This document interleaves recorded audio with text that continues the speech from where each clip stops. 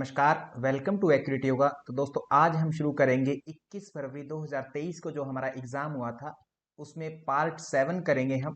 Part 7 में 61 से लेकर के 70 तक क्वेश्चंस को सॉल्व करेंगे। यदि आप कंप्लीट पीवाईक्यूज को देखना चाहते हैं टिल नाउ तो आप एक्यूरेट योगा एप्लीकेशन इंस्टॉल कर सकते हैं जो कि प्ले स्टोर पर आपको अवेलेबल है एक्यूरेट योगा के नाम से। और कंप्लीट नेट जेआरएफ की तैयारी करना चाहते हैं तो भी हमारे साथ जुड़ करके आप कंप्लीट नेट जेआरएफ की तैयारी शुरू कर सकते हैं। तो चलिए दोस्तों शुरू करते हैं।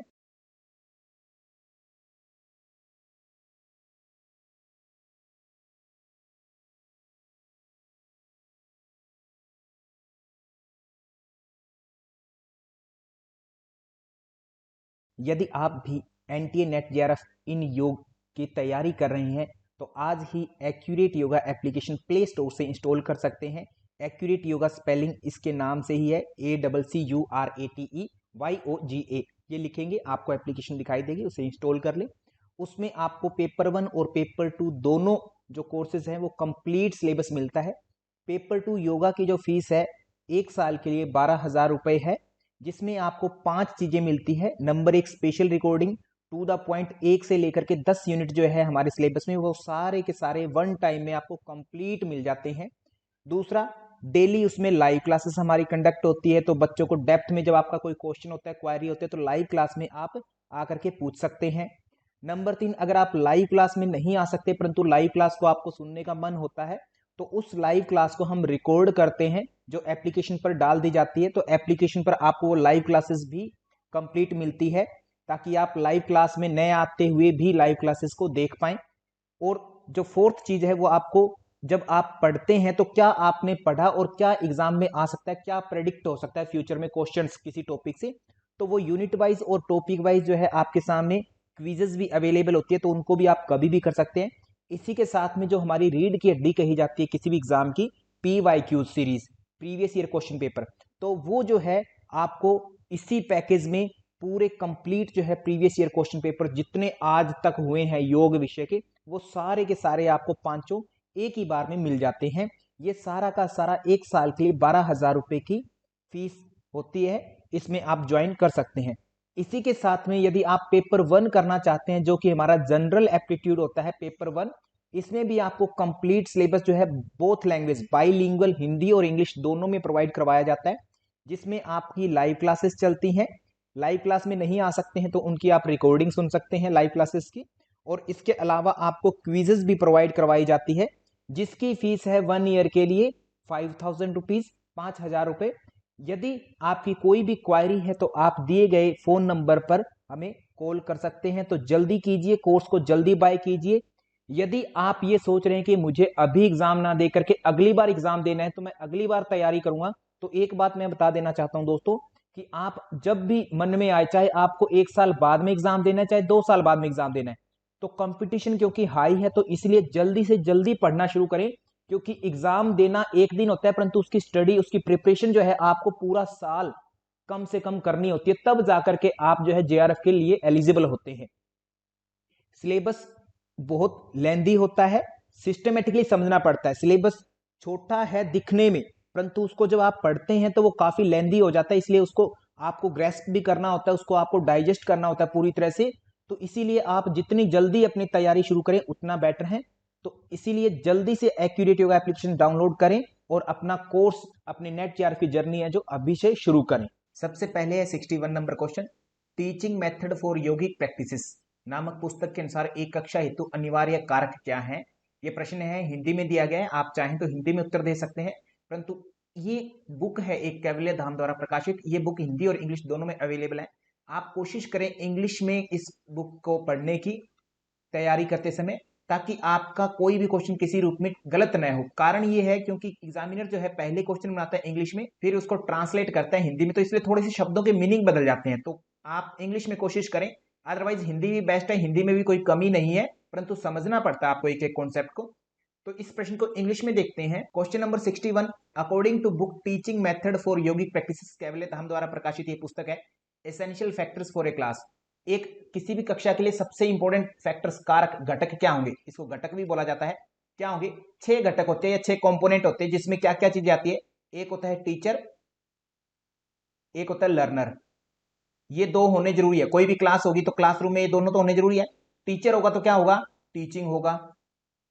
लर्नर होगा तो क्या होगा, लर्निंग होगी। लर्नर को हम और क्या बोलते हैं, स्टूडेंट भी बोलते हैं। Learner means student. और यहां पर टीचर और लर्नर है तो वो एक कोई एनवायरनमेंट क्रिएट करेंगे कि आज हम ये पढ़ेंगे या वो पढ़ेंगे, उसके लिए एनवायरनमेंट होना जरूरी है। माने क्लासरूम एक तरह से जिसको एनवायरनमेंट टर्म दिया गया यहाँ पर, एनवायरनमेंट। किसी न किसी वातावरण के अंदर पढ़ेंगे, कोई भी एनवायरनमेंट होगा उसी जगह पर क्लास होनी है। और क्लास होनी तो क्लास में कोई ना कोई तो सब्जेक्ट तो पढ़ेंगे। तो सब्जेक्ट या कंटेंट इसको बोल देते हैं, कभी कभी कंटेंट, विषय वस्तु बोल देते हैं।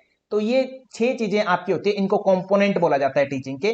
तो कॉमन सा है, टीचर याद कर ले तो टीचिंग याद हो गया, लर्नर हो गया तो लर्निंग हो गया, 4 हो गए। एनवायरमेंट है माने क्लासरूम, उसके अंदर आप किसी सब्जेक्ट को ही पढ़ने वाले, तो ये 6 जो है आपके घटक होते हैं, कंपोनेंट बोलते हैं या फैक्टर्स बोलते हैं। कितने, 6। तो एग्जामिनर यहीं से बात पूछता है बार बार। तो एक ए हो गया आपका टीचिंग, सी हो गया स्टूडेंट्स, और तीसरा एनवायरमेंट हो गया। बाकी चीजें आपको लग सकता है अगर आपने बुक नहीं पढ़ी तो सर कम्युनिकेशन एड्स, बोलने चालने की बातें भी तो होती हैं, बट ध्यान दीजिए बुक में कहा teaching method for yogic practices, इसके अनुसार एसेंशियल फैक्टर, इंपॉर्टेंट बताओ, बस यही 3 इंपॉर्टेंट है। इसके हिसाब से 6 आपको बता दिए टोटल हैं, 6 में से 3 दिया गया। कल को एग्जामिनर कोई और ऑप्शन दे सकता है तो उसके अनुसार आप तैयार रहेंगे। इसी के साथ चलते हैं हम नेक्स्ट प्रश्न पर। नेक्स्ट है question number 62। Teaching method for yogic practices नामक पुस्तक के अनुसार योग की प्रायोगिक क्रियाओं के शिक्षण में सम्मिलित है। तो यहां पर ये हिंदी में प्रश्न दिया हुआ है, इंग्लिश में देख लेते हैं एक बार। Question number 62, according to the book teaching method for yogic practices, इसमें आपसे पूछा गया कि योगिक प्रैक्टिस बुक के अनुसार teaching of yoga practice involve, yoga practice करते समय कौन सी चीजें इन्वॉल्व होती है। तो क्या क्या होता है योगा प्रैक्टिस करते समय, ध्यान दो प्रैक्टिस पूछा, प्रैक्टिस करते समय आप बुक थोड़ी पढ़ोगे, तो ये तो कॉमन सेंस की बात होगी। तो ए तो मेरा उत्तर नहीं होगा, तो ए जहां पर भी है उसको कट कर दीजिए आप सबसे पहले। तो ए कट कर दिया आपने, ठीक है। और understanding theory and models, theory and model को थोड़ी समझोगे आप प्रैक्टिस करते समय, थ्योरी की तो बात ही खत्म। तो प्रैक्टिस करते समय ये नहीं होगा। तो ऑब्वियस ही बात है एग्जामिनर जो बात कर रहा है ये कॉमन सेंस की बात की है, हालांकि ये बुक में मेंशन है, वो भी आपको ध्यान रखना है। ये बुक में पढ़ोगे तो आप पाओगे ये सारी चीजें, परंतु बुक से जरूरी आपकी कॉमन सेंस बहुत ज्यादा रोल अदा करती है पूरे एग्जाम में। तो ऑब्जर्व करते हैं आप, जैसे टीचर आपको करवा रहे हैं कि आज मत्स्येंद्रासन करेंगे, तो सबसे पहले आप ऑब्जर्व करो कि टीचर क्या करवा रहे हैं। फिर टीचर आपको डेमोन्स्ट्रेशन करवा के दिखा सकते हैं या आप डेमो कर सकते हैं और उसकी आप प्रैक्टिस करते हैं। ऐसे ही होता है, ये 3 चीजें आपकी इंपॉर्टेंट रोल अदा करती है, बी सी एंड ई, ये 3 चीजें आपकी राइट हो जाएंगी। तो ऑप्शन नंबर 1 जो है वो आपका बिल्कुल राइट हो जाएगा। ये 3 चीजें योगा प्रैक्टिस करते साइन आपकी इन्वॉल्व होती है एज पर इस पुस्तक के अनुसार भी, और कॉमन सेंस भी यही कहती है हमारी। तो इस चीज को ध्यान रखें। इसी के साथ चलते हैं हम नेक्स्ट प्रश्न पर। नेक्स्ट है क्वेश्चन नंबर 63। एक पुस्तक teaching method for yogic practice के अनुसार उपयुक्त सिद्धांत है। तो ये प्रश्न अगर आपको हिंदी में आता है तो हिंदी के अनुसार इसको समझिए, उत्तर दीजिए। कॉमन सेंस का प्रश्न हो सकता है ये बिल्कुल। हम देखते हैं इसको इंग्लिश में। नेक्स्ट है question number 63, according to the book teaching method for yogic practice. तो दोस्तों देख लीजिए ये पुस्तक बहुत ज्यादा इंपॉर्टेंट है, इससे क्वेश्चन भर भर के आते हैं, लगभग 7-8 क्वेश्चन हर बार आते हैं। तो इसलिए ये बुक आपके लिए बहुत ही ज्यादा इंपॉर्टेंट है, कभी भी इसकी इंपॉर्टेंस खत्म नहीं होने वाली। इस पुस्तक की एक एक लाइन को जो है पढ़ दीजिए, रट डालिए एक एक लाइन। एग्जामिनर एक एक लाइन से प्रश्न बना देता है और कैसा भी प्रश्न बना देता है। मोस्टली कॉमन सेंस के होते हैं, बट फिर भी आपको बुक पढ़ना बहुत जरूरी है ताकि कॉमन सेंस डेवलप हो।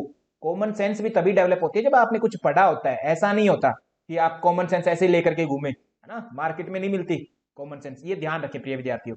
तो रिकमेंड जो है क्या किया गया है एज पर इस बुक के अनुसार, तो यहां पर कुछ प्रिंसिपल है। देखो आप कॉमन सेंस इसमें लगाइए कि कॉमन सेंस क्या हो सकती है। क्या योगिक प्रैक्टिसेस में टीचिंग करते टाइम इकोनॉमिकल प्रिंसिपल होंगे? इकोनॉमिकल तो नहीं होने चाहिए। साइकोलॉजिकल जरूर होंगे कि मन के सिद्धांत, माने कि आप पढ़ते हैं तो बच्चे की साइकोलॉजी को समझने की बात होगी, और योग कर रहे हैं तो एनाटॉमी और फिजियोलॉजिकल प्रिंसिपल भी जरूर होंगे इसमें, ये भी होना चाहिए। हाँ जी, सी भी होना चाहिए अपना, बिल्कुल राइट। और इसमें कम्युनिकेशन प्रिंसिपल होंगे बुक में या कौन से होंगे वो हम कंफर्म नहीं कर सकते, कॉमन सेंस नहीं लगेगी, इसके लिए आपको बुक ही पढ़ना पड़ेगा। तो इस प्रकार एक चीज तो हमारी क्लियर हो गई कि ए और सी मेरे आंसर जरूर होंगे, जहां ए सी नहीं है वो मेरा उत्तर नहीं होगा। तो 2 मेरा उत्तर नहीं हो सकता और 3 नहीं हो सकता। अब यहां पर आगे कंफ्यूजन आ गई कि ए बी सी हो या ए सी ई हो। तो देखो इकोनॉमी तो नहीं होना चाहिए कभी भी, इकोनॉमी की तो कोई बात नहीं है। योगिक प्रैक्टिसेस करते समय इकोनॉमी के प्रिंसिपल आपको नहीं जानने, अर्थशास्त्र थोड़ी पढ़ रहे हैं आप, ठीक है। तो बी की बात तो नहीं होनी चाहिए। तो बी को अगर कैंसिल करें तो मुझे उत्तर मिल गया कि ए सी ई, ये उत्तर होना चाहिए, ऑप्शन नंबर 4 आंसर होना चाहिए, ठीक है। तो इस प्रश्न में बाकी चीजें आपको एक्स्ट्रा जाननी है कि कितने प्रिंसिपल एक्चुअल में बुक में डिस्कस किए गए हैं। तो बुक में आप देखें तो यौगिक प्रिंसिपल बताए गए हैं, प्रिंसिपल्स यौगिक प्रिंसिपल, योग के सिद्धांत बताए गए हैं। मनोवैज्ञानिक बोले तो साइकोलॉजिकल प्रिंसिपल बताए गए हैं, साइकोलॉजिकल प्रिंसिपल बताए गए हैं। और अगर देखें तो एनाटोमिको एंड फिजियोलॉजिकल जो आपको ऑप्शन में दिया हुआ है। एजुकेशनल प्रिंसिपल बताए गए हैं, एजुकेशन पर आधारित एजुकेशनल प्रिंसिपल बताए गए हैं। और साथ में समाज वैज्ञानिक सिद्धांत माने सोशियोलॉजिकल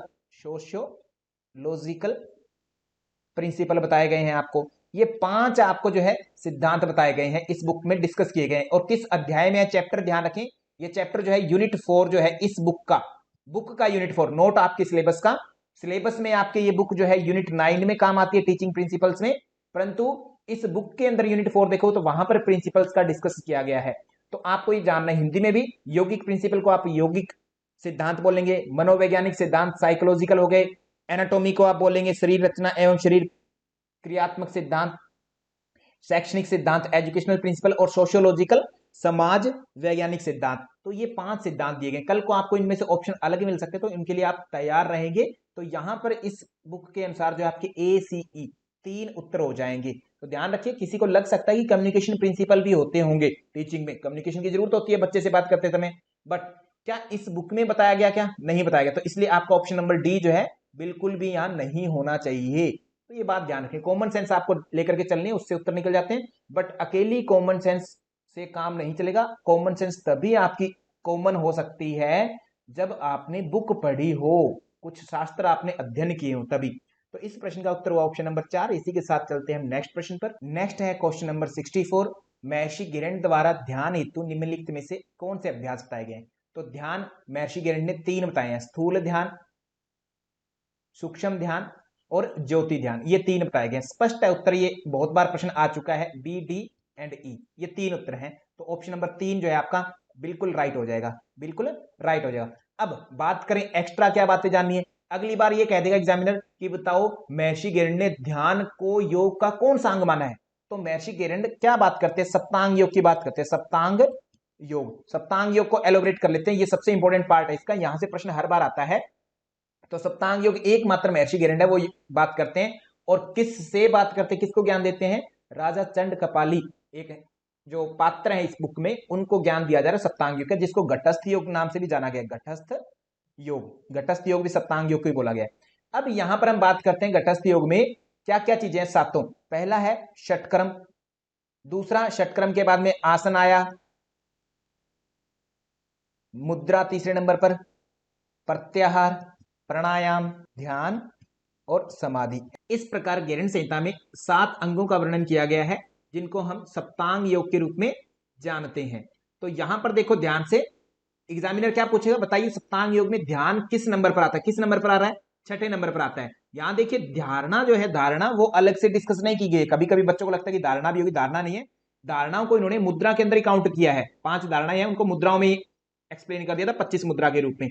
तो षटक्रम की अगर बात करें तो षटक्रम से क्या बताया इन्होंने, कहते षटक्रम से शुद्धि होती है, शोधनम, षटक्रम शोधनम, आसनेन भवेत् दृढ़म, आसन से दृढ़ता होना बताया है, मुद्रया स्थिरता चैव, मुद्रा से स्थिरता बताया है, प्रत्याहारेण धीरता, धैर्य की बात करें तो प्रत्याहार से बताया है, प्राणायाम लाघवम से, लघुता जो है माने हल्कापन प्राणायाम से, और ध्यान प्रत्यक्ष आत्मनि, ध्यान से प्रत्यक्ष, और प्रत्यक्ष किसका, आत्मनि, ये ध्यान रखें आत्मनि। कभी कभी हमें लगता है कि सर प्रत्यक्ष जो होगा वो तो सबसे आत्मा का साक्षात्कार, प्रत्यक्ष मीन्स आत्म साक्षात्कार, वो तो सबसे अल्टीमेट स्टेज में जाके होना चाहिए, परंतु इन्होंने जो वर्ड यूज किया है वो ध्यान के लिए यूज किया है, कहते ध्यानात् प्रत्यक्षम आत्मनि, आत्मा का प्रत्यक्ष कहते ध्यान से ही होता है। और समाधि से फिर क्या होगा, समाधि ना निर्लिप्तम च, समाधि से निर्लिप्त हो जाते हैं। निर्लिप्त बोले तो कर्मों से लिप्त नहीं होते आप, किसी भी कर्म में फंसते नहीं है, अनासक्त भाव में चले जाते हैं आप, ऐसी अटैचमेंट की बात की है। तो यहां से है ना ये फल जरूर पूछे जाते हैं। या कल को एग्जामिनर एक बात कह सकता है कि बताइए महर्षि गिरिंड के अनुसार, गिरिंड संहिता में महर्षि गिरिंड के अनुसार आत्मा का प्रत्यक्ष किससे होता है, तो ऑप्शन दे देगा आपको, धारणा, ध्यान, समाधि, मुद्रा आदि। तो कोई विद्यार्थी ये सोच सकता है कि अरे समाधि से ही होना है आत्म साक्षात्कार, तो बट ये बिल्कुल रॉन्ग है।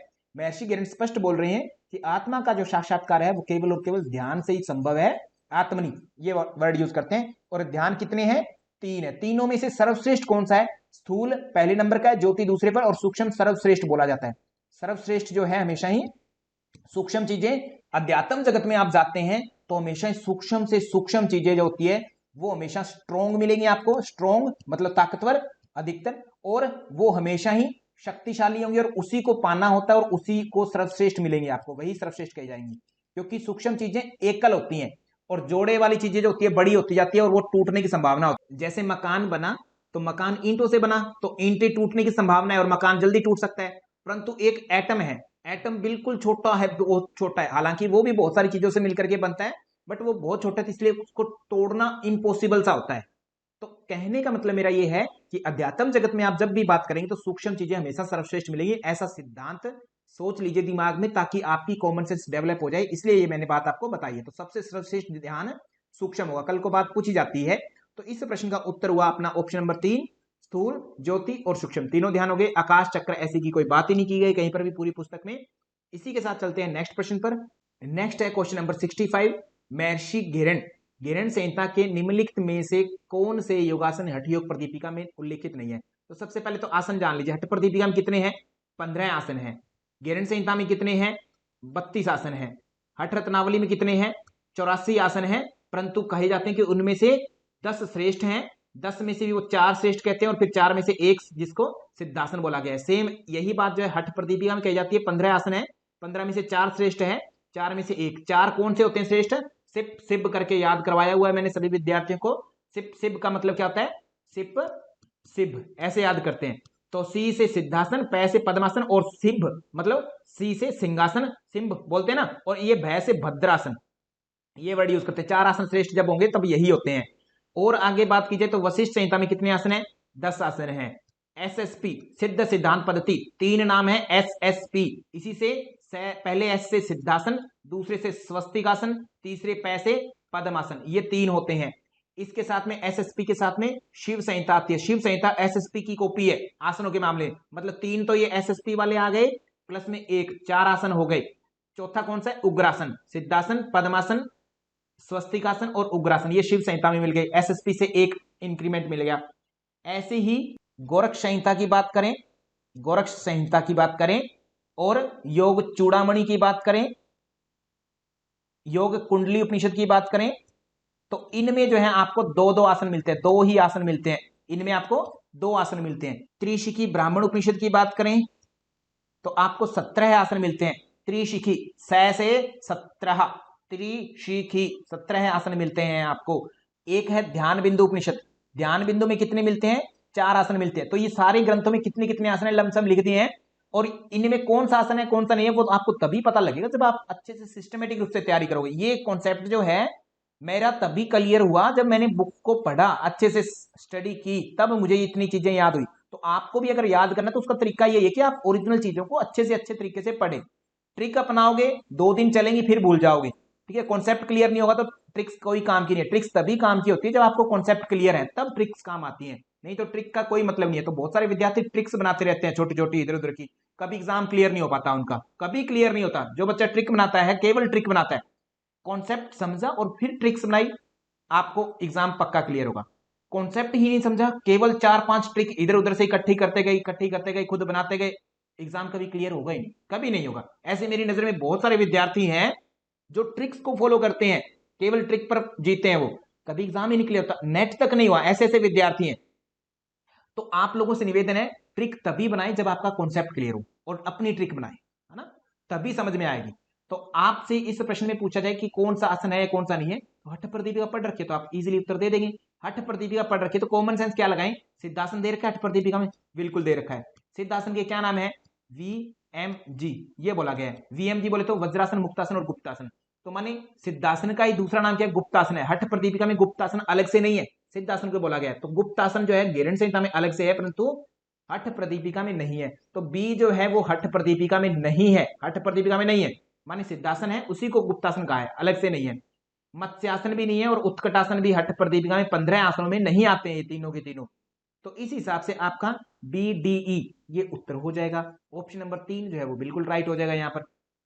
इसी के साथ हम देखते हैं नेक्स्ट प्रश्न। आपको ये बातें जरूर पता हुए, क्योंकि ये बातें पता होंगी तभी आपका एग्जाम जो है नेक्स्ट टाइम एग्जाम में जो प्रश्न पूछने वाला है उसका उत्तर दे पाओगे, नहीं तो नहीं दे पाओगे आप उत्तर।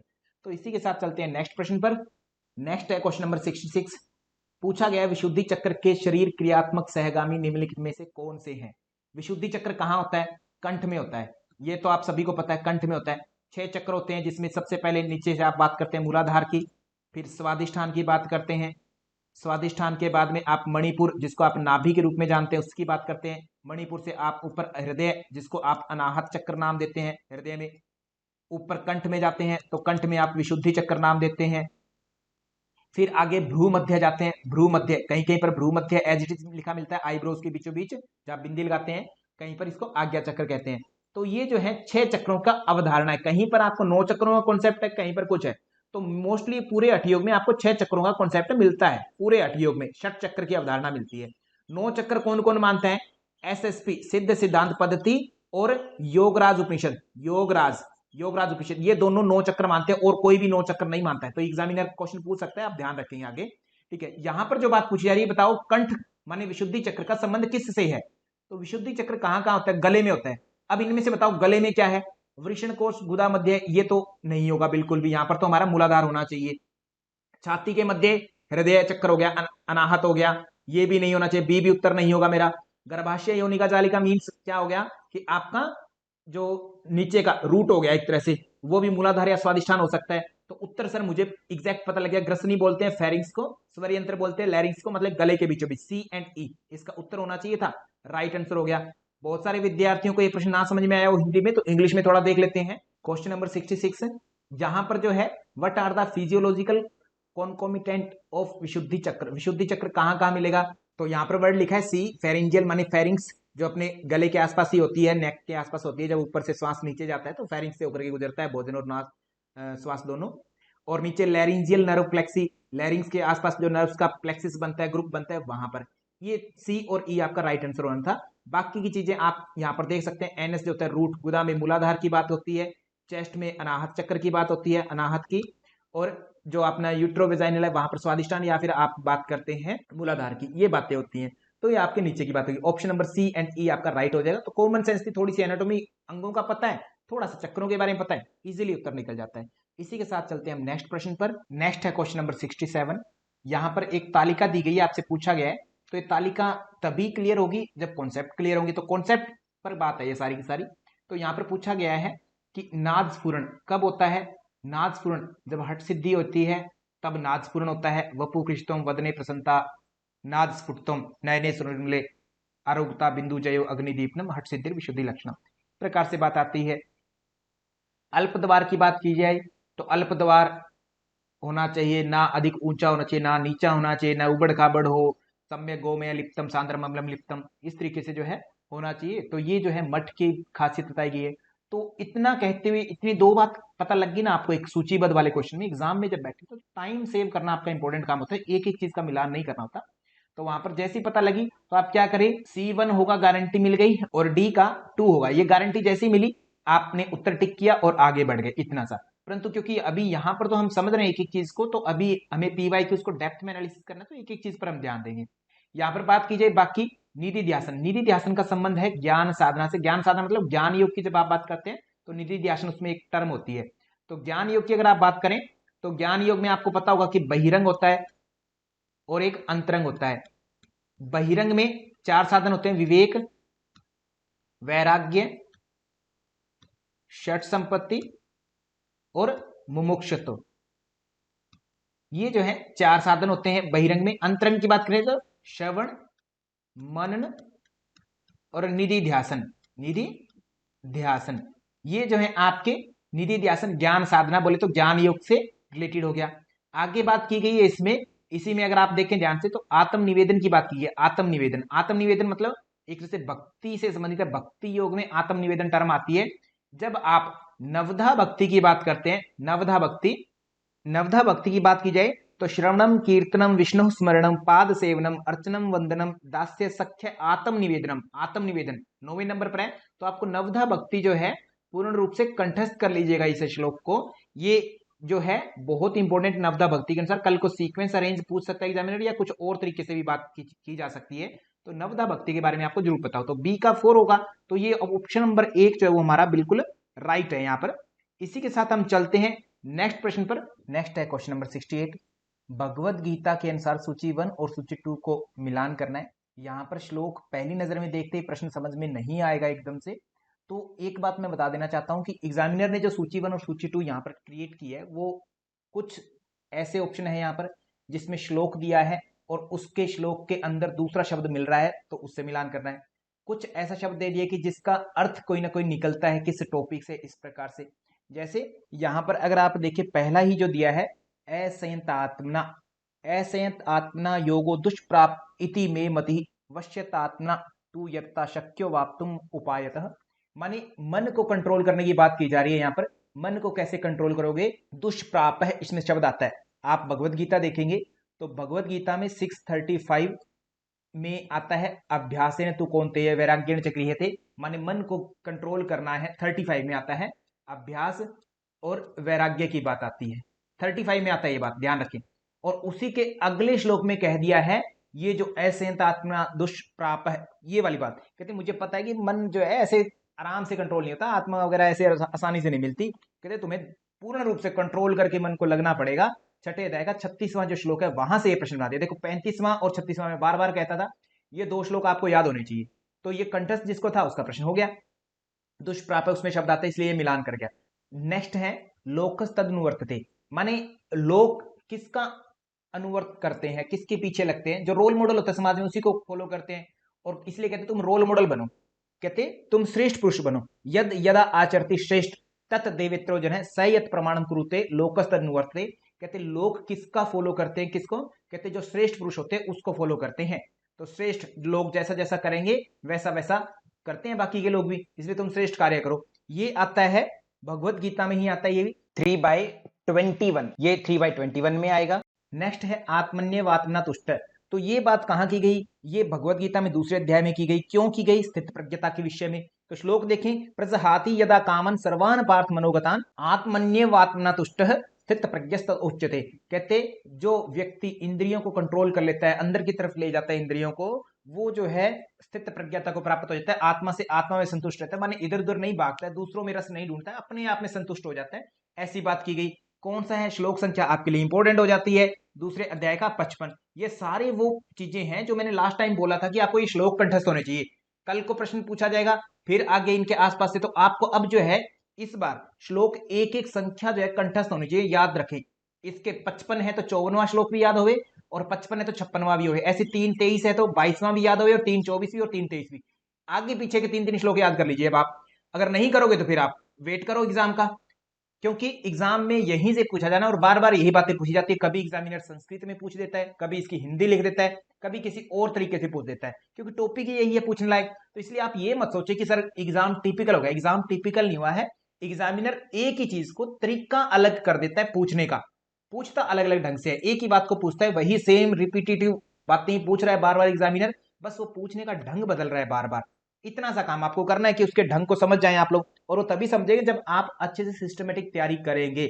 और सिस्टमेटिक तैयारी करनी है तो एकमात्र प्लेटफॉर्म एक्यूरेट योगा ज्वाइन कीजिए जल्दी से, और अपनी जर्नी जो है तुरंत स्टार्ट कीजिए अभी से नेट जेआरएफ की सिस्टमेटिक रूप से। नहीं तो फिर एग्जाम आगे की आगे टफ होता जाएगा, आपके टॉपिक जो और डेप्थ में चलते जाएंगे, फिर आप सोचेंगे। तो कभी भी लेट मत करिए। एग्जाम की अगर तैयारी करनी तो तुरंत की तुरंत जब मन में आया तैयारी शुरू कीजिए। नेक्स्ट अगर देखें, शुद्ध और श्रोत भोग से पार, ये वर्ड तो फिर बच गया निर्वेद। तो ये हमें तो केवल इतना नहीं जानना, कल को फिर प्रश्न बनाएगा एग्जामिनर। तो इसके लिए हम क्या करें, इस श्लोक की संख्या याद कर लें। तो श्लोक कहां मिलेगा? दूसरे अध्याय का 52। देखो कितना पार है, 55, 52 पास में। इसका मतलब 52, 50 से लेकर के 55 और 60 तक के सारे श्लोक याद कर लीजिए। 62, 63 भी इसमें इंपॉर्टेंट है, भगवद गीता का 62 और 63 दूसरे अध्याय का, जिसमें ध्यायतो विषयान पुंस संगस्तेषु उपजायते संगात संजायते काम है, कामात् क्रोधो भी जायते, क्रोधात् भवति सम्मोह, सम्मोहात् स्मृति विभ्रम, स्मृति भ्रंशाद बुद्धि नाशो, बुद्धि नाशात् प्रणश्यति। ये 62-63 है, बहुत ही इंपॉर्टेंट श्लोक है।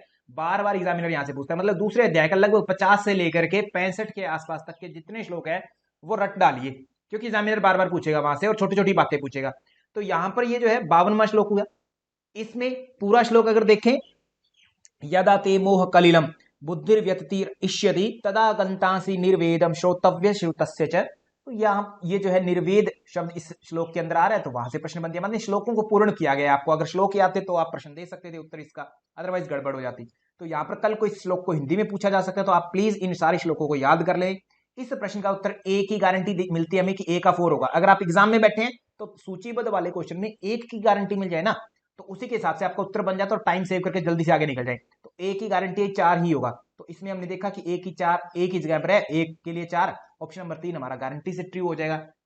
बाकी को अगर मिलाना है तो सी का 1 है, बी का 3 दिया हुआ है और डी का 2 दिया हुआ है। इसी के साथ हम चलते हैं नेक्स्ट प्रश्न पर, ऑप्शन नंबर 3 हमारा राइट हो जाएगा। नेक्स्ट प्रश्न फिर मैं बता देता हूं कि आपको ये श्लोक कंठस्थ होने चाहिए, अगला एग्जाम यहीं से बनेगा, अगला क्वेश्चन पक्का बनेगा। तो ये क्वेश्चन, ये जो श्लोक आए हैं इस क्वेश्चन में, वो बिल्कुल कंठस्थ कर लीजिए। थोड़ा सा अभ्यास करना पड़ेगा, बट नामुमकिन नहीं है, याद कर सकते हैं, हमारी ही संस्कृति के हैं सारे श्लोक, तो आप कर सकते हैं। तो चलिए आगे चलते हैं। नेक्स्ट है क्वेश्चन नंबर 69। यहां पर बात की गई है सूची 1 और सूची 2 की फिर से। तो ये प्रश्न देखते ही आपको पता होना चाहिए कि प्रश्न कहां से आया है। प्रश्न में लिखा नहीं है, परंतु अगर आपको प्रश्न और उसके ऑप्शन देखने पर मालूम नहीं होता ये प्रश्न कहां से आया है, तो इसका मतलब आपकी तैयारी बिल्कुल भी नहीं है। आपको तैयारी इस तरीके से करनी चाहिए कि आपको प्रश्न देखते ही मालूम हो जाए कि ये प्रश्न वहां से है, उस अध्याय से, फला फला ग्रंथ से है। तो देखें तो इस प्रश्न को, ये त्रिशिकी ब्राह्मण उपनिषद से है, त्रिशिकी ब्राह्मण उपनिषद से। तो पहले एक्स्ट्रा बातें करेंगे फिर इस पर आएंगे। त्रिशिकी ब्राह्मण उपनिषद में शैस शब्द से शुक्ल यजुर्वेद का उपनिषद है, ये शुक्ल यजुर्वेद से संबंधित है, ये शुक्ल यजुर्वेद का। और इसमें बात की जाए तो त्रिशिकी ब्राह्मण उपनिषद के मुख्य विषय क्या है, सिलेबस देखा हो तो अष्टांग योग मिलता है इसमें, कर्म योग और ज्ञान योग, उसके ऊपर भी आपको चर्चा मिलती है। अष्टांग योग के अंतर्गत इसमें वही बातें की गई हैं जो 8 अंगों के बारे में की जाती होती है, यम नियम आसन से लेकर के समाधि तक। तो यहां पर 8 के 8 अंगों की बात करें तो यम के बारे में कहा जाता है देह इंद्रियेषु वैराग्यम, देह और इंद्रिय में वैराग्य होना यम होता है। नियम की बात करें तो नियम के लिए कहा गया है पर तत्वे अनुरक्ति, परमात्मा में, परमात्म तत्व में निरंतर अनुरक्ति रखना, मतलब परमात्मा में अनुरक्ति रखना, ऐसी बात की गई है। यम नियम दोनों 10-10 है। यम नियम। आसन के बारे में कहा गया है, आसन सर्व वस्तुनि उदासीन भाव, उदासीन भाव ही सबसे उत्तम आसन है, सर्व वस्तुनि उदासीन भाव उत्तम आसनम। तो ये उदासीनता होना उत्तम आसन बोला गया है, उत्तम आसन, ध्यान रखें इसी को उत्तम आसन बोला है। आगे बात करें यम नियम आसन, फिर आता है प्राणायाम। प्राणायाम के बारे में इन्होंने बोला जगत सर्व मिथ्या प्रतीति, जगत का मिथ्या प्रतीत होना, ये क्या है, प्राणायाम है। प्रत्याहार के विषय में आगे आता है प्रत्याहार, चित्त से, प्रत्याहार में क्या होता है, इंद्रिय अंतर्मुखी हो जाती है, तो चित्त से अंतर्मुखी भाव, चित्त का अंतर्मुखी भाव जो है वो प्रत्याहार कहलाया गया। इन शॉर्ट में लिखते जा रहा हूं, यहां पर आप प्लीज समझते रहेंगे। प्रत्याहार के बाद में आता है धारणा।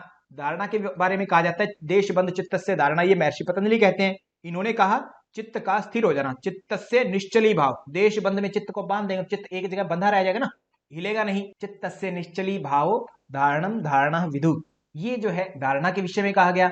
आगे बात करें ध्यान के लिए, तो ध्यान में क्या कहा गया, ध्यान सो अहम चिन्ह मात्रम एव इति, सो हम चिन्ह मात्र एव इति, कि मैं वही चिन्ह मात्र, चेतन मात्र सत्ता का वही अंश हूं मैं। और इसके सबसे लास्ट में समाधि की बात आती है।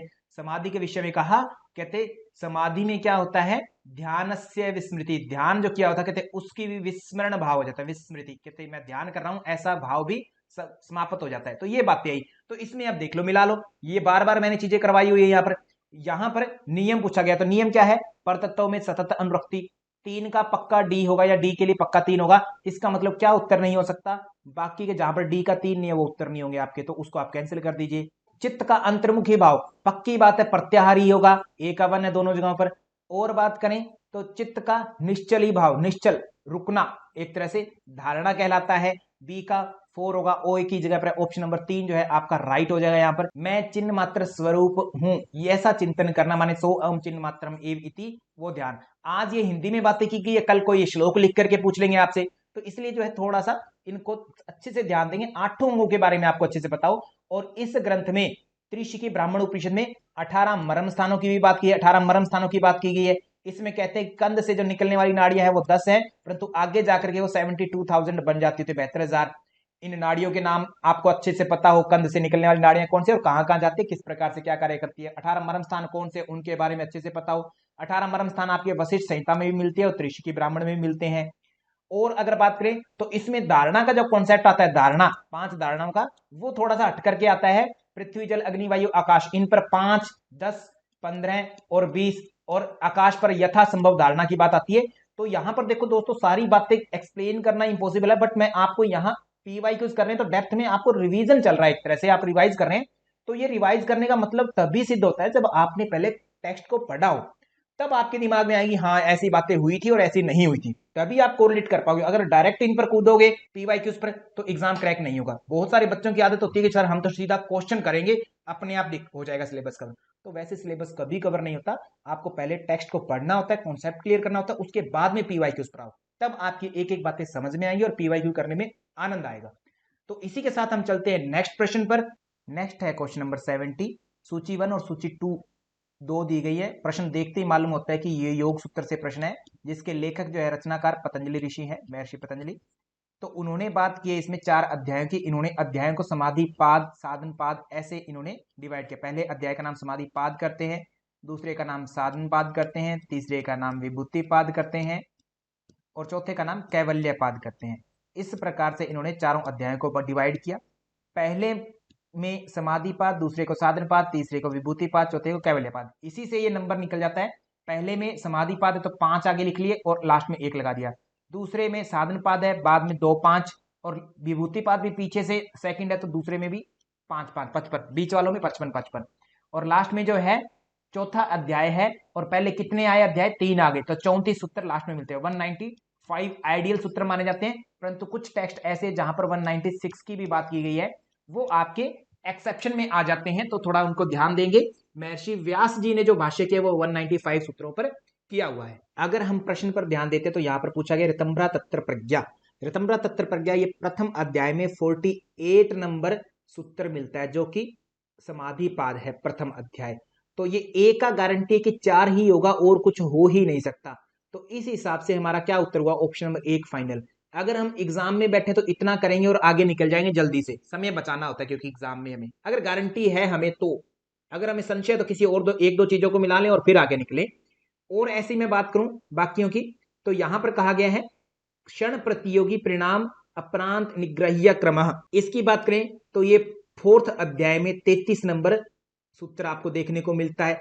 4th में 33 नंबर, इनकी मैं सूत्र संख्या भी लिख देता हूं, 4/33 और ऋतंभ्रा प्रज्ञा जो है 1/48। तो इसका मतलब इनको आपको कंठस्थ करना है। वैसे तो पूरा योग सूत्र कंठस्थ होना चाहिए, अगर आप योग के विद्यार्थी हैं तो पूरा योग सूत्र कंठस्थ होना चाहिए, तभी नेट जेआरएफ का एग्जाम देंगे आप, अदरवाइज कोई मतलब नहीं है उसका। कुरुम नाट्यम स्थैर्यम की बात की जाए तो ये तीसरे अध्याय में मिलता है, विभूति के रूप में है।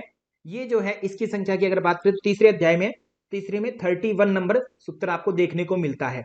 आगे इसी क्रम में अगर हम बात करें तो कृतार्थम प्रति नष्टम अपि नष्टम तद अन्य साधारणत्वात्, ये जो है आपको साधन पाद में देखने को मिलता है।